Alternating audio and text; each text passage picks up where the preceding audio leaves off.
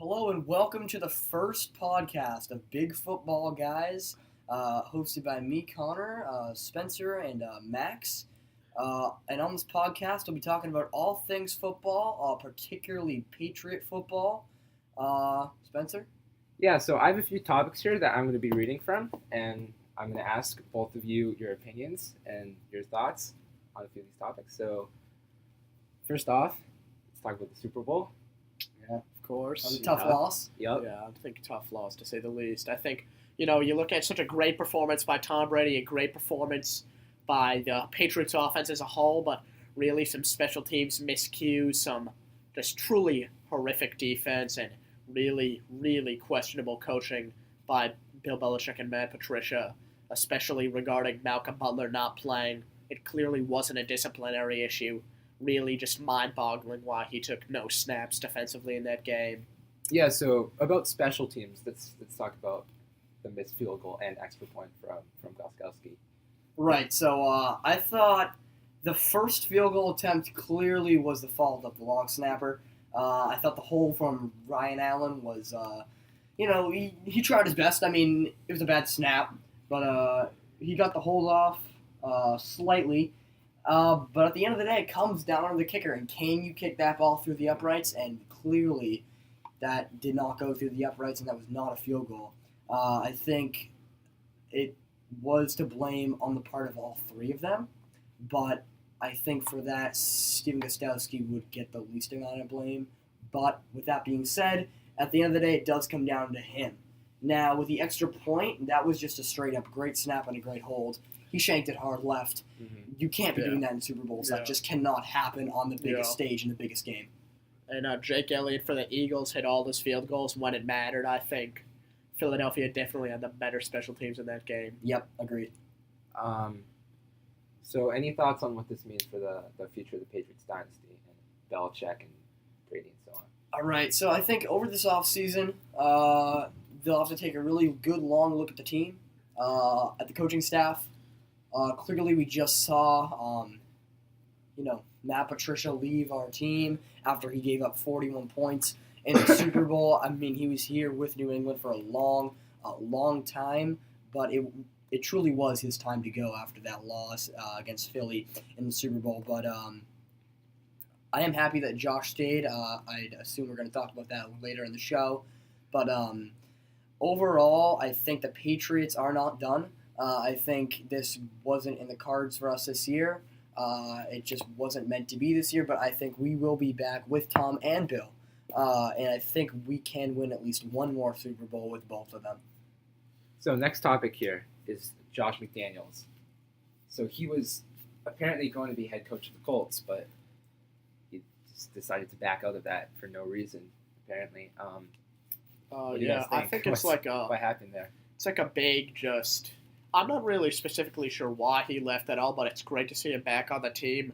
And really didn't look like he was on the Colts. And I don't think there have been any clear reports of specifically why he left. I heard that Mr. Kraft had talked to him, trying to sweeten the contract, give him some more money. But I think, it is really strange considering that the Indianapolis Colts announced his introductory press conference, and just hours later he decided to stay back with the team. I think this is mostly because Josh McDaniels sees an opportunity to become the next head coach of the team once Belichick steps down. So is this just a big FU to the Colts? I think it's a little in between. I think Josh McDaniels obviously wanted a head coaching job somewhere else, chose Indianapolis because, of their future of Andrew Luck. He already knows Jacoby Brissett.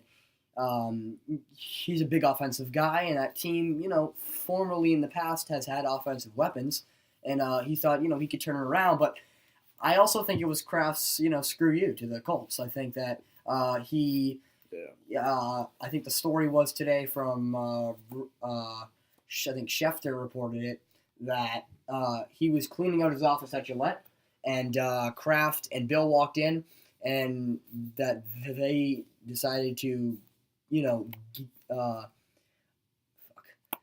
that they decided to give him a sweet deal that said pretty much, if you stay with us, you will have the head coaching job here in the future. And I think that clearly is so appealing with the 5 titles that we have. How far in the future do you think?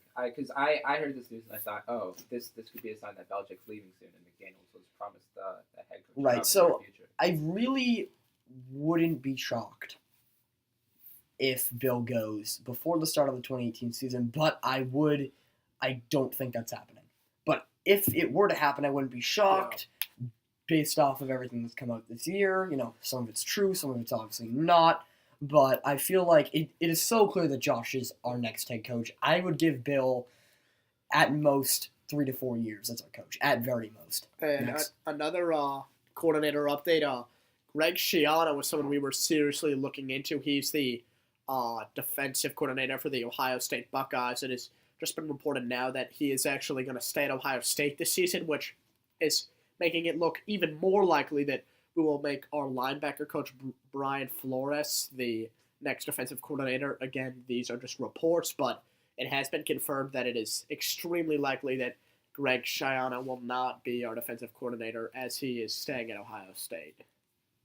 So this is a bit straying from the script here, but what do you guys think about Gronkowski? Could he potentially leave?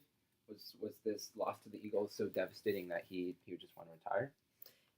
I don't think we're going to see Gronk retire this year. And that's based off a couple of things. He had a stellar performance in the Super Bowl. I give him 0% of the loss, as I do Tommy. I thought they both had stellar games. Tom with 505 yards, 3 touchdowns, 0 picks. And, he had 2 touchdowns for Gronk. They both are not going anywhere anytime soon. I think with the retirement question, it happened only a couple minutes after the loss. He went to the press conference, and he was still caught up in the heat of the moment. I think, again, it's just like everything else. It's being exaggerated by the media. But I could not see Gronk retiring this year. I think he's a guy who would want to go out on top. So I would give him, at least another season of great play, just like this one. But as far as Gronkowski goes, I don't believe he's retiring. If he would retire this year, it would shock me. But if Bill were to retire this year, it just would not shock me in the way, per se, if Gronkowski retired. I think that Gronk could actually get traded. I think this year with the suspension, the injuries just piling up to so much, it's going to come down to the point where if he, losing, the reason why he plays for the Patriots and doesn't get his paid as much as he could is because he wants to win Super Bowls. And when you lose Super Bowls, that's hard to keep taking these pay cuts and keep sacrificing these injuries. I think he could go any other team and get paid a ridiculous amount of money. He's an unbelievable offensive weapon. Only 28 years old, still has a ton of time left in his prime. I think that it would be likely for him to get traded this year. Well, yeah, but like you just said, he's taken numerous pay cuts because he wants to stay on the Patriots and win Super Bowls. So why would he leave? I see it as he either retires. I could not see him wanting to go anywhere else. Exactly. Max. And I think this will lead us into the first debate of this podcast, Max, in which I don't believe that Gronk would go anywhere else. I think he would either stay here with New England. He loves the city of Boston so much. He loves the people in New England. He does ads for Dunkin' Donuts, for God's sakes. I couldn't see him playing anywhere else.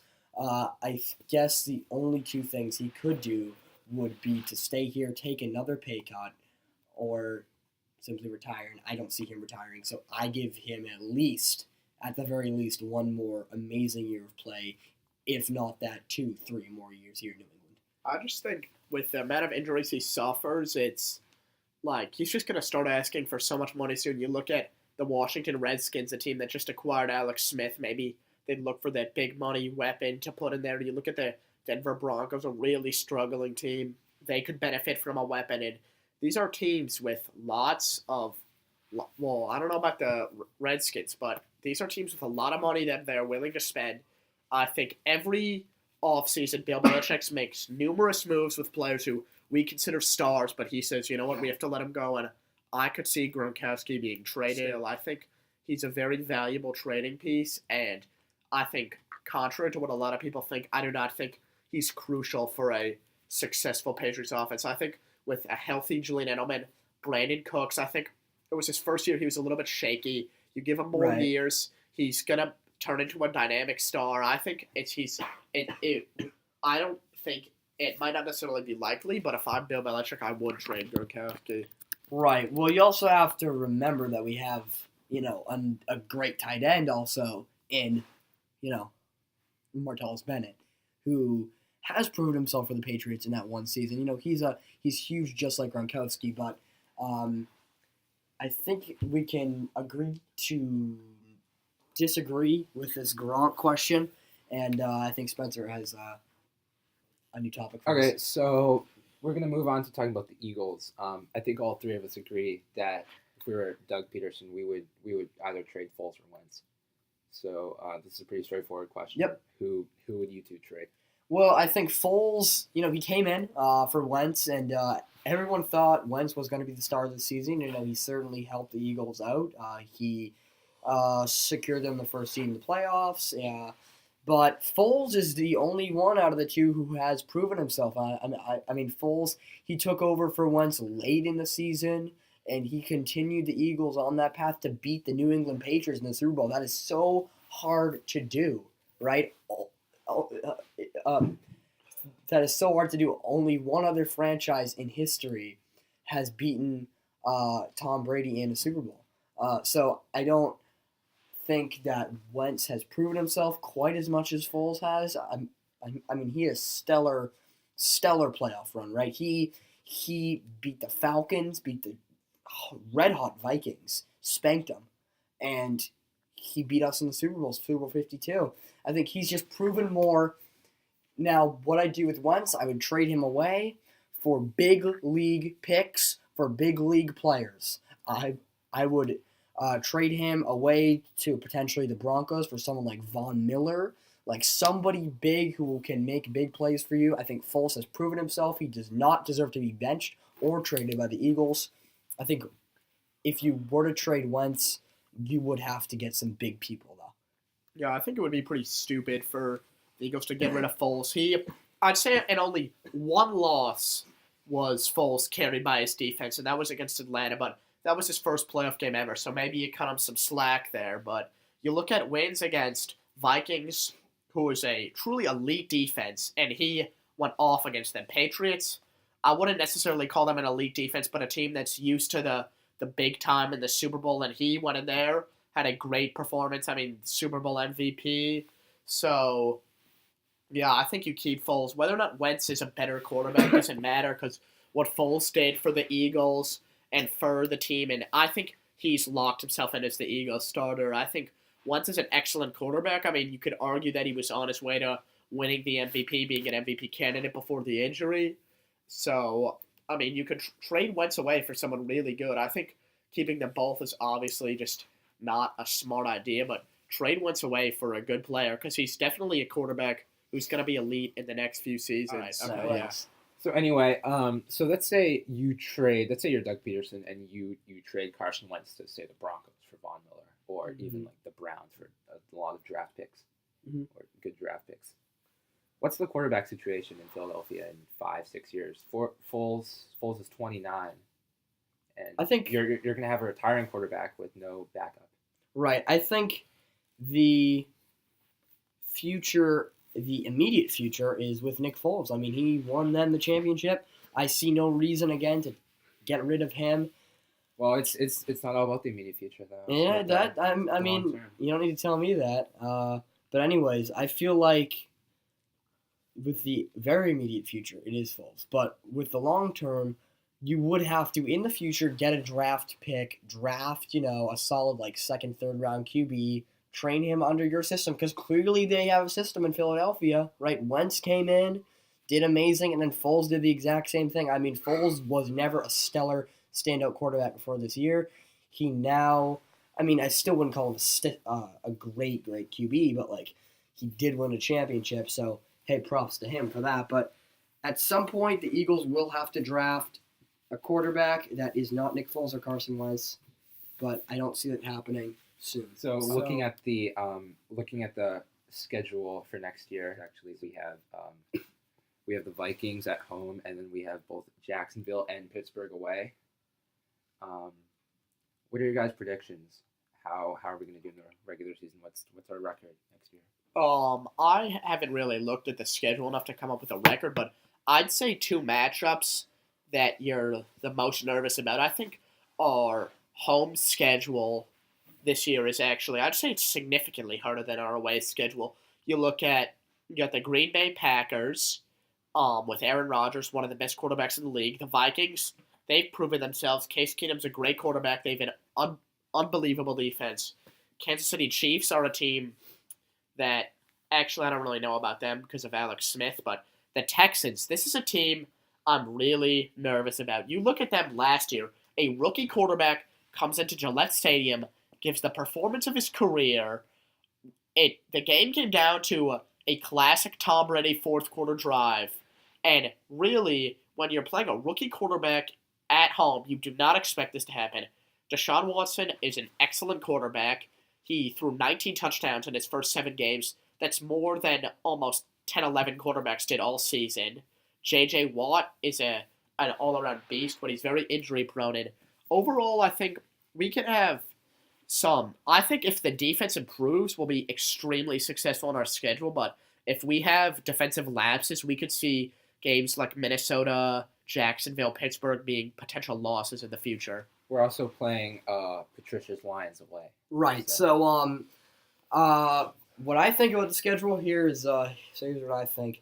I think that our home schedule, again, just like Max said, is significantly tougher than our away schedule. But I think that the toughest opponent at home is not the Texans. With Jacksonville and Pittsburgh away? Yes. I think even with Jacksonville and Pittsburgh away, our toughest game will be by far the Green Bay Packers, and here's why. Because Aaron Rodgers, late in games, has done a lot of things in his career. He works his magic outside of the pocket, and we do not have a very significant pass rush as of right now. Think about what that man can do to our secondary, our weak secondary that got carved up by Nick Foles. It's Aaron Rodgers with potentially no Malcolm Butler. What are we going to do about that? That's Aaron Rodgers. Think about what he's done in his career. I feel like the game against Green Bay is going to be very close. I still think we'll win because we have Tom Brady, and I don't ever doubt Tom Brady. He's truly the greatest of all time, but I will say that Aaron Rodgers does have great fourth quarter magic, just like Tommy does. But away, Jacksonville, Pittsburgh, light work. That's right, you heard me right, light work.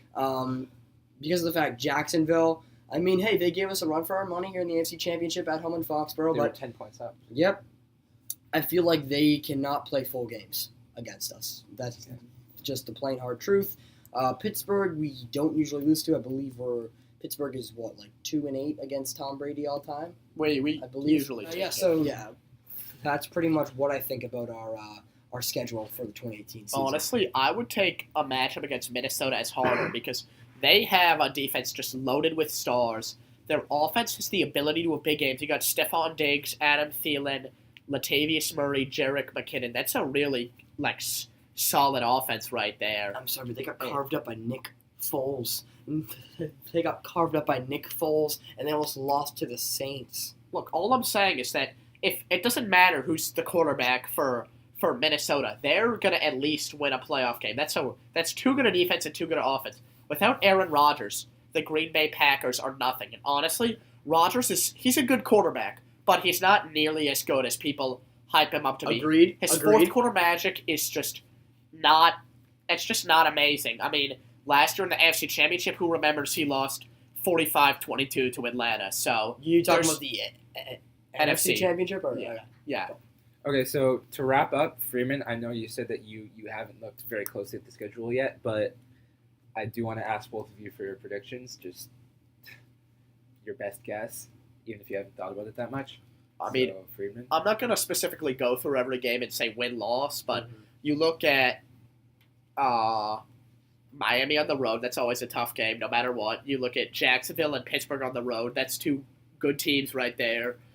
Green Bay, Vikings, and Texans. That's 7 games. I'd say we're going to win. Those are the games where I'd say I'm honestly unsure whether we win or lose those games. I'd say we win anywhere between 3 and 5 of them.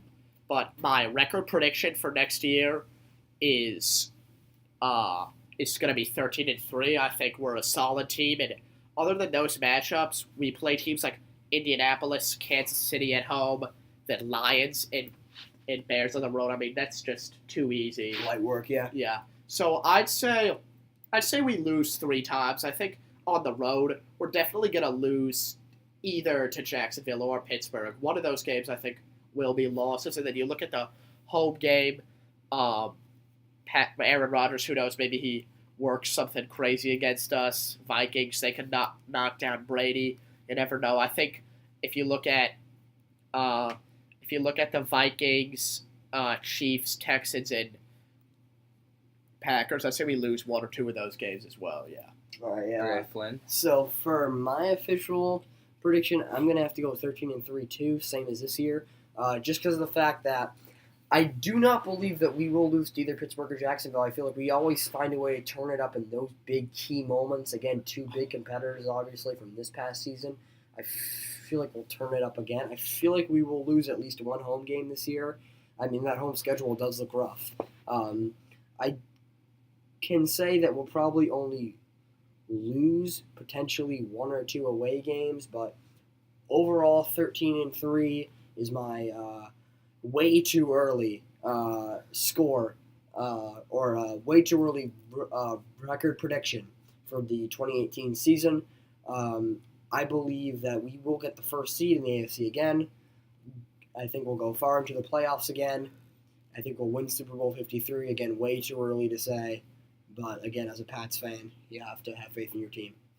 Okay, just to wrap it up, that's the first episode of our podcast hosted by Spencer Anderson, me, Connor Flynn, and Max Friedman. We will be coming out with a second podcast very soon.